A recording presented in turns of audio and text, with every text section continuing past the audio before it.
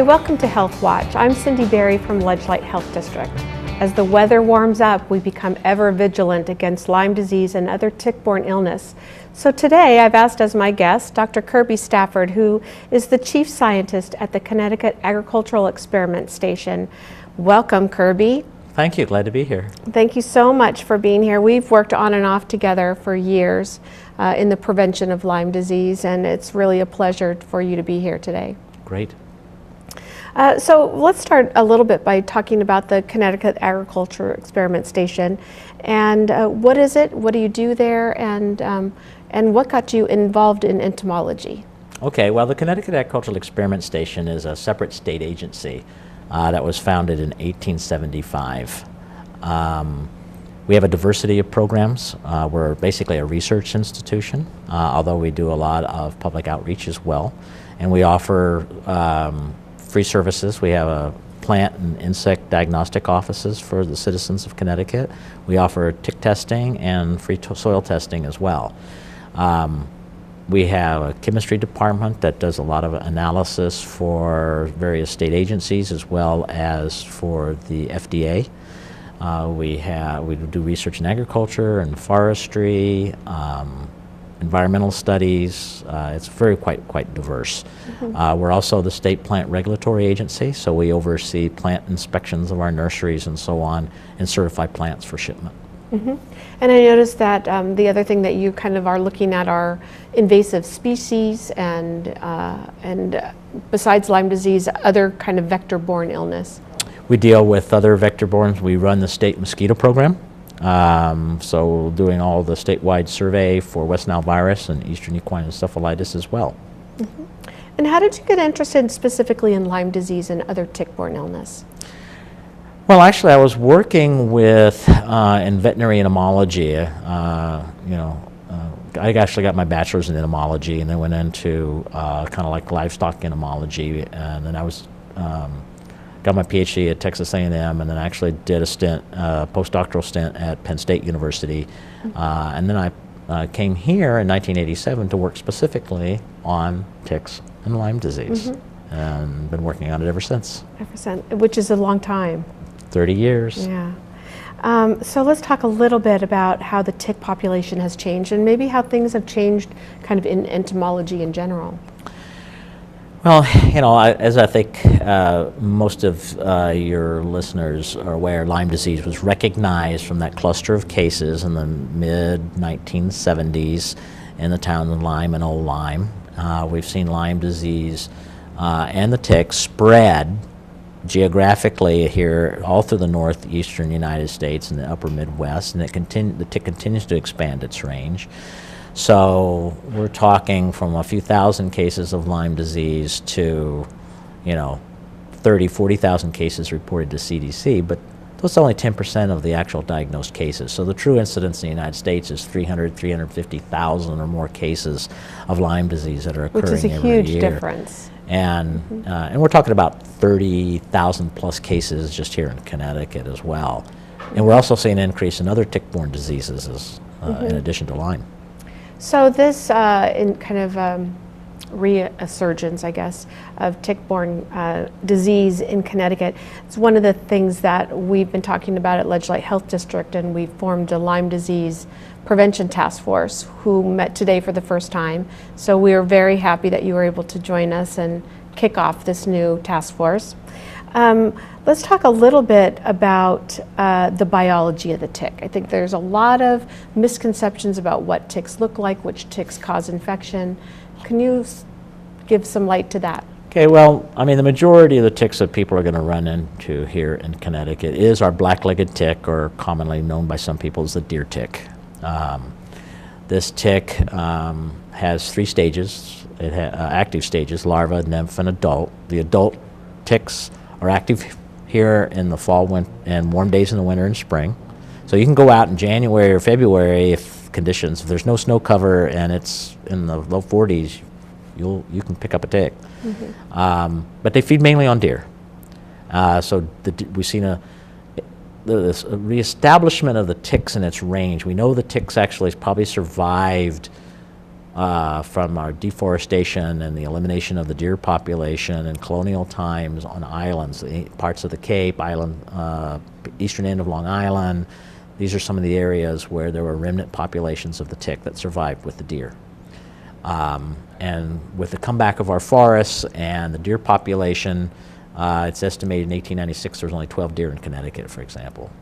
Okay, so with the comeback of habitat and comeback with hosts, the tick just began expanding its range. It has a long history in Europe too, but here in the U.S., it kind of disappeared and then came back. The actual oldest known human case of Lyme disease is over 5,000 years ago. Oh, wow. The Iceman in Europe. You know, so it's basically a change survived, yeah. So it's basically a change in our landscape that has created this opportunity for the tick to expand its range, and of course people living, you know, with their houses in the woods and the environment with the wildlife that the ticks feed on, you have that. So the adult feeds on the deer. They lay the eggs, larval ticks hatch from those eggs. They feed mainly on the birds and rodents, but they'll feed on anything. After they feed, they become the next stage, the nymph. The nymph again will feed mainly on rodents and birds, but it's not selective. It'll feed on any animal, including humans. And then once it feeds, it becomes an adult. So that's why we call them three host ticks. Each stage feeds it.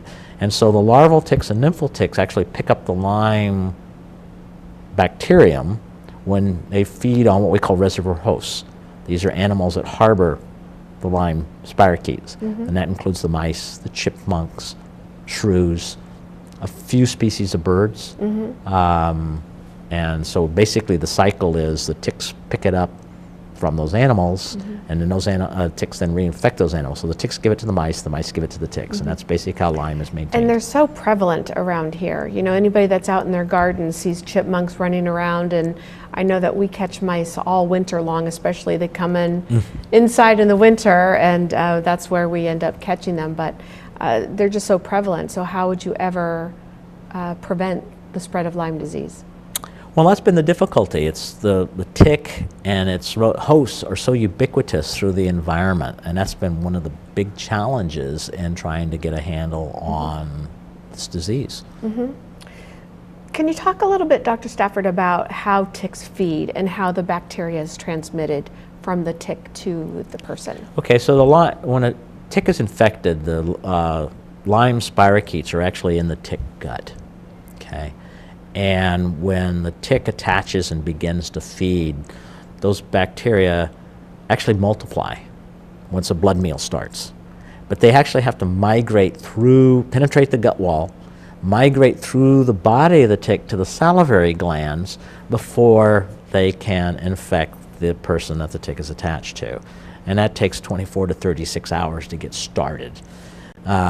And then as more and more of those spirochetes arrive in the salivary glands, the chances of infection increases dramatically. So that's why the tick checks are so important, that when you come back, if you can remove that tick, even if it's infected within that first 24 hours for sure, up to 36 hours maybe, you'll prevent infection. And I understand that there's something in the saliva of the tick that kind of anesthetizes the site so that you might necessarily not even feel that there is a tick attached. That is true. And you think about it, a mosquito comes in, feeds for maybe 2 minutes, and it's gone. And then you start itching, so forth. But a tick feeds for days. So our summer small nymphal stage tick will feed for 4 full days before it's completely engorged and drops off on its own. Wow. And it's not in the tick's interest to be discovered. So the bite's painless, and the saliva, there's a lot of compounds in a tick saliva. Vasodilators, so the blood flows, proteases to dissolve the tissue. They're blood pools. They don't actually... It really is kind of the perfect bug. It's the perfect vehicle for transmitting an infection. So the tick creates a microscopic cavity underneath the skin the blood pools into. So this tick is spitting and sucking up of the blood, but the saliva maintains that, anticoagulants, immune suppressive compounds, which actually could aid infection, vasodilators, and so on. So yeah, it's a Your perfect job's got to be vehicle. fascinating. That's all I got to say. Okay, we're going to take a quick break, and then when we get back, we'll talk a little bit about some of the prevention aspects, landscape management, and that kind of thing. So please stay with us, and we'll be right back.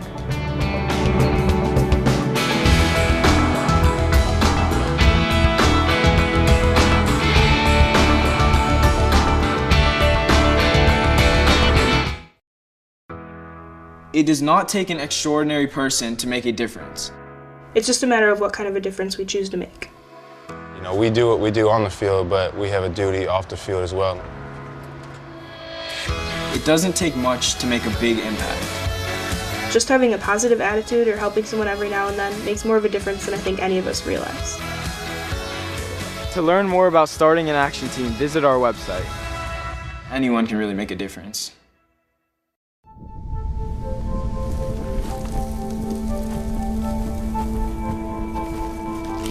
Eva Marie smoked 12,000 packs of cigarettes over 15 years. She quit, and now there's a new lung cancer screening that could save her life. You stopped smoking. Now start screening. No matter how much you smoked, early detection could save you. Talk to your doctor or learn more at savedbythescan.org.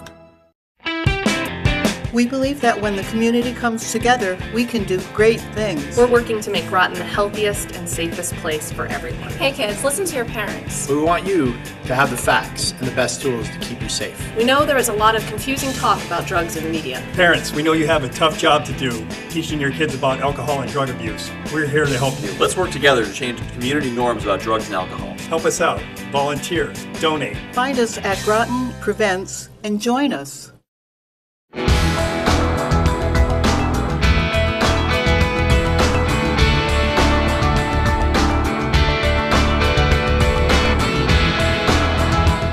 Welcome back to Healthwatch. We're talking today with Dr. Kirby Stafford, who is the Chief Scientist at the Connecticut Agricultural Experiment Station, about Lyme disease. So let's continue our conversation. We were talking a little bit about how a tick actually feeds on its host. Is that right? Correct. Okay. And what a tick bite might look like, or how long it takes to transmit the actual bacteria that causes Lyme disease. What are some of the infection rates that are associated with Lyme disease? Okay, the Agricultural Experiment Station does provide tick testing services to Connecticut residents. And based on that data, we see about 30% of the ticks that are submitted carry the Lyme disease spirochetes by themselves. There are other diseases as well. We do test for Babesia microti, which causes human babesiosis, and Anaplasma phagocytophilum, which causes anaplasmosis. And about 7 to 11% of the ticks that were submitted were infected with the Babesia organism, and about 5% of those are carrying the Anaplasma organism. And then you got lower rates of co-infection. So there are a smaller proportion of ticks that can carry more than one tick-borne human pathogen. So you could get Lyme and babesiosis from multiple tick bites, but also from one tick bite as well.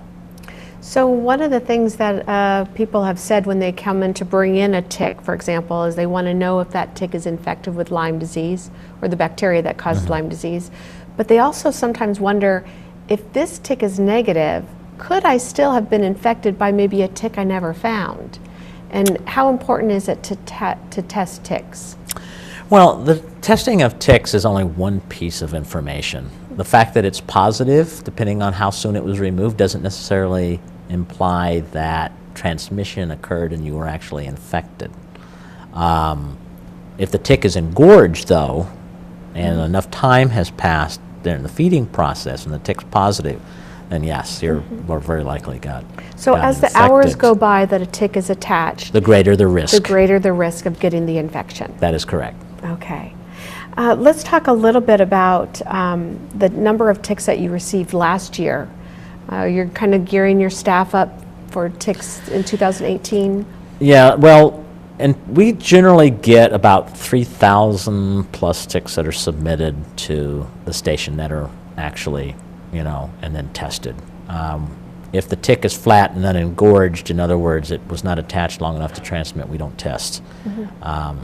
But last year was a huge year, partly because it was such a mild winter, so we had a huge rush of adult ticks coming into the tick testing lab. Dr. Gudars Malay, who actually directly runs the tick testing lab for the experiment station, was quite frankly rather overwhelmed by the number of ticks that were coming in. We don't test dog ticks. They don't carry Lyme.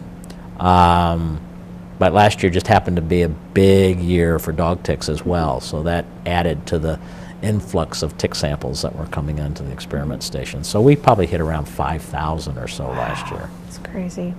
So let's talk a little bit about prevention, what people can do to prevent. And I know that one of the things that you say is that you can get Lyme disease just from going to get your mail, not necessarily out hiking, but you're at risk still. What are some of the things that people can do around their own home? Yeah, because based on some survey data, we think about 3/4 of the Lyme cases are acquired from a tick bite right around the home, with another 21% acquired away from the home. So obviously the hiking and camping people think of as out being risk. But if you have woods, stone walls, ornamental vegetation, if you have mice and chipmunks and deer around your property, you're going to have ticks. And so that's where you need to take some precautions. Personal protection measures are important, although it's difficult for people to do that if they're just going out to check the mail. Right, you think, I don't need it. I don't need it, or it's just too much effort to do that just to make the quick run to the mailbox. So there are landscaping methods to reduce the risk, opening things up and clearing out some of the vegetation. The ticks like the moisture that you find on the forest floor and the leaf litter, and grassy edges, ground cover like Pachysandra. I mean, I've collected... Which you wouldn't think, but... Right, but I've collected ticks and Pachysandra around garden hoses right off the front porch. So think cover, think shade, think humidity, and where the mice or chipmunks might be running. That's where you're likely to pick up ticks. So if you can kind of reduce that kind of habitat right around the house itself, you might lower your risk to some extent. So of course I'm thinking about my own yard and the proximity of my bird feeder to the house, and the bird feeder attracts birds, but it also attracts all kinds of little rodents underneath to catch whatever from the spilled feed? Has spilled out. Yeah, right. So I'm already starting to think about how the trickle-down effect of some of the things that we enjoy so much about living in New England. It's just a consequence. It's a great environment. We certainly don't want to discourage people from enjoying the great outdoors that we have here in the state and going hiking. But you just have to be a little sensible about knowing that there's always a risk of tick bite, and be prepared to take precautions, dress appropriately, use a repellent, and do the tick checks when you come back. So tick checks are very important. Very important. Then coming back. So what have you found in your work has been the most exciting? And what recently have you been inspired to continue doing research about? Well, I think part of it has to do with we're seeing an ongoing discovery in more and more new pathogens. Be surprised. I mean, we have at least 5 pathogens that are carried by our black-legged tick, maybe 6. So it's an evolving process, which is interesting, kind of intimidating for people that might get bitten by a tick. It's not just Lyme disease they need to worry about. Our physicians need to think about diagnosing. But again, that's the major one. So that's kind of exciting. That's it's a dynamic system. We're dealing with new things that are coming along. With climate, our generally milder winters, we're starting to see some southeastern species of ticks kind of move a little further north. That we didn't have before. That we didn't have before, like the Lone Star tick. Became established on eastern Long Island in the 1990s. It wasn't there before. It's now extremely abundant on Long Island today. So you have the diseases that are associated with that tick, as well as those with our black-legged tick, as well. So we've got records of people that have gone on a trip to, say, Long Island, and they've come back and submitted a Lone Star tick.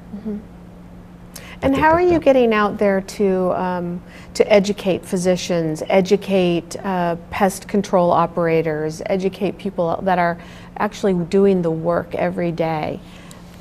Well, I mean, I give a lot of talks, you know, various different groups, ranging from garden clubs to professional, you know, organizations with landscapers or applicators and things like that. And you had a great handbook at one time.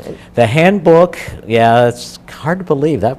Put that out in 2007. It's still a valuable reference. Some of the basics don't change. I think it's on your website still. It's on our website as well, but it is in bad need of some updating, because there has been some new technologies that have come along, new diseases that aren't even in it. Did you say technologies? Technologies. Technologies. Technologies that we're trying to use in our tick toolbox. Okay. You know, methods that we've been evaluating, you know, targeting host-targeted methods to treat deer, treat mice, new sprays that are being evaluated for controlling ticks around residential properties, you know, new aspects of personal prevention measures, all of these landscape aspects. We found, for example, that barberry is invasive Japanese barberry is great habitat for ticks and great habitat for mice. So you have a higher number of infected ticks within that kind of environment in the forest. So if you have a lot of barberry behind your home, you've got great tick habitat right there. Right. Get rid of it. Yeah. You know, so a lot of this stuff is not in the old handbook. Can you believe it? It was actually put out in 2000. I can't believe it. 2007. Yeah. And so I'm in the process of starting to write an update. Oh, great. I'm not sure exactly how long it'll take me. Great. And what if people want to know a little bit more information? Oh, and before we go, I want you to put a plug in for Plant Science Day. Yes. Well, the Agricultural Experiment Station, we have a 75-acre research farm in Hamden, Connecticut. In August, every year, we have an open house, as we call it Plant Science Day. It's a field day. And so we have talks, we have exhibits, we have field plots that people can see. They can meet our scientists and all the various kind of research that they're doing and how it benefits the citizens. It's actually a great fun day, and we're seeing a lot more younger families and children coming to it. We also have a lot of environmental groups that will come and set up their own booths as well.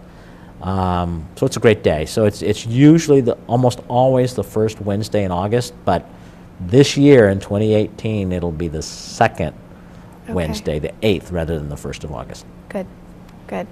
And just in wrapping up, what do you find is the most rewarding part of your work? It's the research, but it's also I'm doing something that feels really can be helpful to a lot of people. You know, it's not ivory tower, it's practical things that can be really helpful to people to reduce their risk of disease. Great. Well, thank you for being here. We're more than welcome. And if you have need more information about Lyme disease or other tick-borne illness, please check out the Connecticut Agricultural Experiment Station's website, which is? It's www.ct.gov/CAES for Connecticut Agricultural Experiment Station. Okay. Thank you so much for tuning in today, and have a healthy day.